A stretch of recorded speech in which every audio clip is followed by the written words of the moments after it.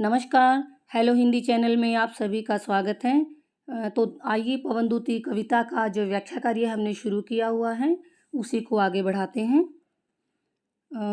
जो प्यारे के निकट बजती बीन या वंशिका हो। अब इससे पिछले वाले पद्यांश में हमने पढ़ा था कि राधा पवन को ये समझा रही है कि तुम सीधे श्री कृष्ण के पास न जाकर पहले उनके उद्यान में जाना और रास्ते भर से जो तपन तुम्हारे शरीर में आ गई है तुम उसे दूर करना, धूल से रहित हो जाना, फूलों की खुशबू धारण करना और उसके बाद ही श्री कृष्ण के भवन में जाना। ये इससे पिछले वाले पद्यांश की हिंदी है।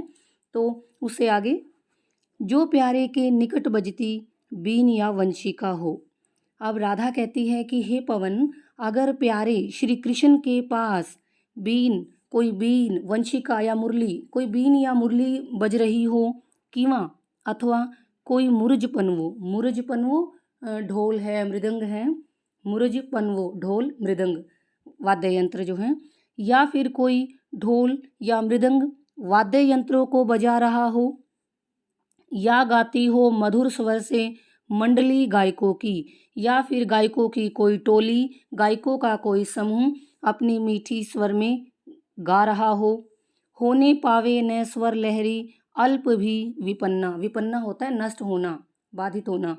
कि हे पवन, तुम इतना ध्यान रखना, अगर मेरे प्यारे श्री कृष्ण के नज़दीक कोई बीन या मुरली बज रही हो, या फिर ढोल या मृदंग जैसे वाद्य यंत्र बज रहे हों, या फिर कोई गायकों का समूह अपने गीत गा रहा हो मधुर स्वर में, तो तुम्हारे कारण उनकी जो स्वर लहरी है, सुर ताल है, उसमें थोड़ी सी भी विपन्ना वो नष्ट न होने पाए, तुम्हारी तरफ से उसमें जरा सी भी बाधा न पहुँचने पाए।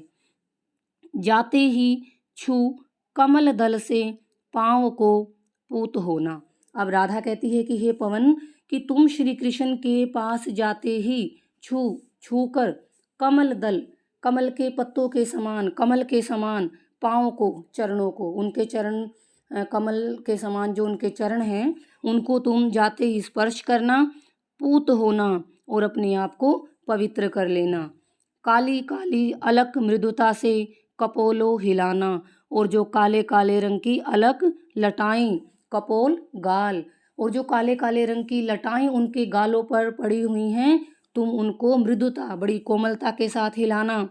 क्रीड़ाएं कलित करना, ले दुकुल आदि को, दुकुल होते हैं वस्त्र आदि अन्य, जो उन्होंने दुपट्टा आदि वस्त्र धारण किए हुए हैं, तुम उनको लेकर कलित सुंदर क्रीड़ाएं खेल, तुम उनको लेकर सुंदर सुंदर खेल खेलना, क्रीड़ाएं करना।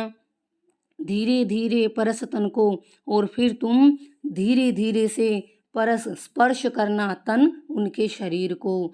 फिर हे पवन, तुम धीरे धीरे से श्री कृष्ण के शरीर को स्पर्श करना, प्यार की बेली बोना और प्रेम की बेल को उनके हृदय में बो देना, यानी मेरे प्रति उनके हृदय में प्रेम पूर्वक स्पर्श करके उस प्रेम बेल को बो देना, मेरे प्रति श्री कृष्ण के हृदय में प्रेम को उत्पन्न कर देना। तेरे में है गुण जो तू व्यथाएं सुनाए। अब वो कहती है तेरे में है गुण जो तू व्यथाएं सुनाए, कि तेरे में ऐसा नए शब्द आना चाहिए था यहाँ पर, कि तुम्हारे अंदर ऐसा कोई गुण नहीं है तो तू व्यथाएं सुनाए, कि तू श्री कृष्ण को जाकर मेरी पीड़ाएं सुनाए। अर्थात राधा ये कहना चाहती कि हे पवन, तुम बोल कर उनको मेरी पीड़ाएं नहीं सुना सकोगे, क्योंकि तुम बोल नहीं सकती हो। तू कामों को प्रखरमती औ युक्तियों से चलाना, इसीलिए तुम कार्यों को प्रखरमती अपनी तेज बुद्धि के साथ, और युक्तियों अनेक प्रकार के प्रयोजनों से, अनेक प्रकार की गतिविधियों से। इसीलिए हे पवन, तुम्हारे अंदर वो गुण नहीं है कि तुम मेरी पीड़ाओं को जाकर श्री कृष्ण को सुना सको, इसीलिए तुम अपनी तेज बुद्धि के साथ और अनेक प्रकार के प्रयोजनों से तुम कार्य करना। बैठे जो हो सदन अपने मेघ सी कांति वाले, कि बादलों के समान चमक वाले, कांति चमक, मेघ सी बादलों के समान, कि बादलों के समान चमक वाले वो श्री कृष्ण अगर अपने महल में बैठे हुए हों तो चित्रों को इस भवन के ध्यान से देख जाना। तो तुम उनके कक्ष में जो चित्र लगे हुए हैं उनको बड़े ही ध्यान पूर्वक से देखना। जो चित्रों में विरह विधुरा वाम का चित्र होवे, अब राधा पवन को कहती हैं कि हे पवन, अगर उन चित्रों में जो उनके महल में लगे हुए हैं, अगर उन चित्रों में कोई वियोग से दुखी किसी विरहिणी का चित्र तुम्हें मिले, अगर उन चित्रों में विरह विधुरा वियोग से दुखी वाम किसी विरहिणी का चित्र तुम्हें दिखाई दे, तो तू जाके निकट उसको भाव से यो हिलाना। तो तुम उस चित्र के नज़दीक जाना और उस चित्र को इस भाव से हिलाना, अपनी हवा के जरिए उसको ऐसे हिलाना, प्यारे श्री कृष्ण जो हैं होके चकित आश्चर्य से युक्त होकर चित्र की ओर देखे, उस चित्र को देखने लग जाएं। तुम इस भाव से उस चित्र को हिलाना कि वो प्यारे श्री कृष्ण जो हैं वो उस चित्र को बड़े हैरान होकर देखने लग जाए, उनका ध्यान उस चित्र पर जाए। आशा है, मुझे ये उम्मीद है, सुरती सुरती होता है याद, स्मृति हो सकेगी हमारी। अगर तुम ऐसा करोगी तो मुझे उम्मीद है श्री कृष्ण को हमारी स्मृति आ जाएगी, वो हमें याद कर लेंगे। जो कोई भी इस सदन में चित्र उद्यान का हो। अब राधा आगे पवन को कहती हैं कि अगर उस महल में कोई उद्यान का चित्र हो, कोई बगीचे का चित्र अगर तुम्हें वहाँ महल में दिखाई दे, और प्राणी हो विपुल उसमें घूमते बावले से, और उस चित्र के अंदर बहुत सारे प्राणी लोग बावलों की भांति पागलों की भांति उसमें घूमते हुए तुम्हें दिखाई दें, तो तू जाके निकट उसके औ हिला के उसे भी। तो तुम उस चित्र के नज़दीक जाना और उस चित्र को इस भांति उसे हिलाना, कंसारी को सुरती ब्रज के व्याकुलों की कराना। कंसारी श्री कृष्ण को सुरती स्मृति याद दिलाना ब्रज के व्याकुलों की, कि ब्रज क्षेत्र के जो लोग उनके वियोग में व्याकुल हो रहे हैं, तुम श्री कृष्ण को वो स्मृति कराना, उस चित्र को इस प्रकार से हिलाना, उनके उन्हें ब्रजवासियों की जो उनके वियोग से व्याकुल हो रहे हैं उनकी याद हो आए। कोई प्यारा कुसुम कुमला भोन में जो पड़ा हो। अब राधा पवन को कहती हैं कि अगर कोई प्यारा कुसुम फूल कुमला मुरझाया हुआ भोन भवन में, कि अगर उस महल में कोई मुरझाया हुआ फूल पड़ा हुआ हो, तो प्यारे के चरण पर ला डाल देना उसे तू। तो तुम उस फूल को श्री कृष्ण के चरणों में लाकर रख देना, डाल देना।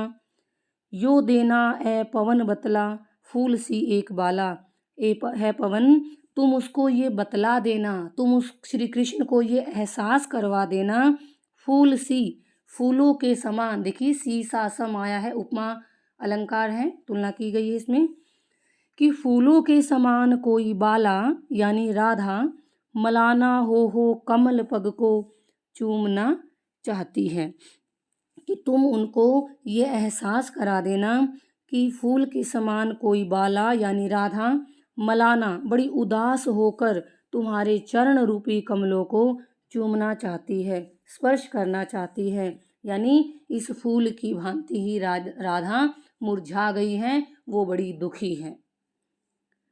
जो प्यारे मंजू उपवन या वाटिका में खड़े हों। अब राधा पवन को कहती है कि हे पवन, अगर वो प्यारे मेरे प्यारे श्री कृष्ण मंजू सुंदर उपवन उपवन में, वाटिका वाटिका में, उद्यान में, देखिए उपवन उद्यान हो सकता है, बगीचा, अगर वो मेरे प्यारे श्री कृष्ण किसी सुंदर उपवन में उद्यान में या किसी वाटिका में अगर वो खड़े हुए हैं, यानी वहाँ खड़े होकर अगर वो प्रकृति को देख रहे हैं, छिद्रों में जा क्वणित करना वेणु लो कीचकों की। तो तुम छिद्रों में, क्वणित होता है गुंजार करना, वेणु होता है बांसुरी, और कीचक है यहाँ पर बांस। तो उस अगर मेरे प्यारे श्री कृष्ण किसी सुंदर बगीचे में, उद्यान में या वाटिका में खड़े हुए हों, तो वहाँ पर जो बांस के पेड़ हैं, तुम उनके छिद्रों में इस भांति प्रवेश करना, वेणु लो क्वणित, मतलब उसमें से बांसुरी जैसी धुन को उत्पन्न करना। तुम उन बांस के छिद्रों में इस तरह प्रवेश करना कि उनके अंदर से बांसुरी के बजने की धुन उत्पन्न हो जाए। यो होवेगी सुरती उनको सर्व गोपांगना की। इस प्रकार की धुन सुनकर उनको सुरती स्मृति हो जाएगी सर्व गोपांगना की, जो सारी गोपियाँ हैं, गोप बालाएँ हैं, उन सभी की स्मृति श्री कृष्ण को हो जाएगी। जो वंशी के श्रवण हित हैं, दीर्घ उत्कंठ होती, जो वंशी उस बांसुरी की धुन को सुनने के लिए दीर्घ बहुत ज़्यादा उत्कंठ व्याकुल हो जाती थी, उनको उन गोप बालाओं की, गोपियों की स्मृति हो जाएगी, जो उनकी बांसुरी की धुन को सुनने के लिए बड़ी ही व्याकुल हो जाया करती थी। आज के लिए व्याख्या इतनी ही। मैं उम्मीद करती हूँ आपको समझ आया होगा। अगली व्याख्या के लिए मेरे साथ जुड़े रहें। इसी के साथ आप सभी का बहुत बहुत धन्यवाद।